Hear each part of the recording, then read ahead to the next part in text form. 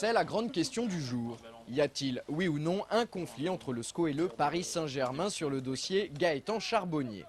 Selon le Courrier de l'Ouest, qui a repris l'information dans les colonnes du journal Le Parisien, le PSG devrait engager une procédure auprès de la Ligue au sujet de Gaëtan Charbonnier.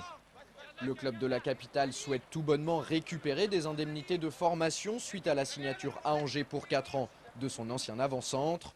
Une attitude qui surprend Willy Bernard, le président d'Angesco. Ce n'est pas les informations que j'ai, le Parisien m'a interrogé à ce sujet.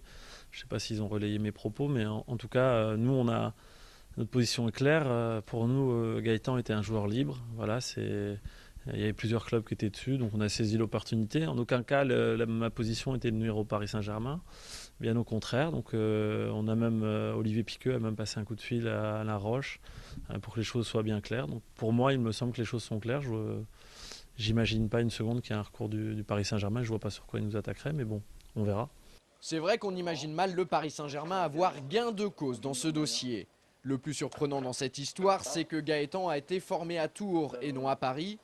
Alors, pour quelles raisons Angers devrait verser des indemnités de formation au club francilien? A priori aucune. Néanmoins, Willy Bernard reste prudent. Si jamais on doit les payer, on les paiera, mais aujourd'hui, c'est pas d'actualité. Ce qui reste d'actualité par contre, c'est que Willy Bernard est l'invité de la dernière émission de la saison de Fou de Foot présentée par Thierry Lardeux. Un programme que vous pourrez suivre ce jeudi à 22h45 sur notre antenne.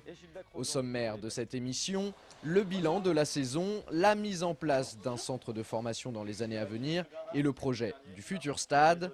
De notre côté, nous avons profité de la présence de l'homme fort du SCO pour aborder d'autres thèmes, notamment celui de la DNCG qui a accordé au club angevin le statut professionnel définitif, un statut qui avait été accordé à titre probatoire lors de la saison précédente. Ça montre qu'on a redoré notre blason près de la DNCG, que le club, encore une fois, progresse à tous les niveaux.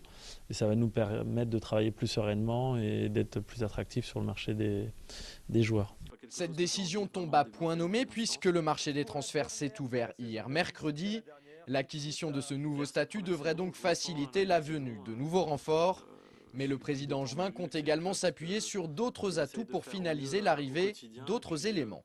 C'est un élément positif, mais ce n'est pas le seul. Il y a l'excellente saison qu'on vient de réaliser.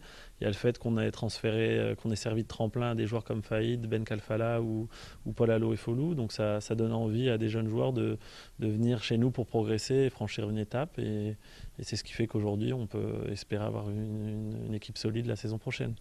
Que veut dire Willy Bernard par équipe solide? Nous avons bien évidemment essayé d'en savoir un peu plus. Mais pour le président d'Angesco, hors de question de changer les bonnes habitudes de la maison. On fait les dossiers, on les annonce après. Donc, en tout cas, ce que je peux vous dire, c'est qu'on travaille sur de très bonnes recrues, notamment en attaque sympas, qui nous permettront de remplacer, au moins par l'équilibre, Paul Allo et Folou. Voilà qui devrait faire plaisir aux supporters angevins.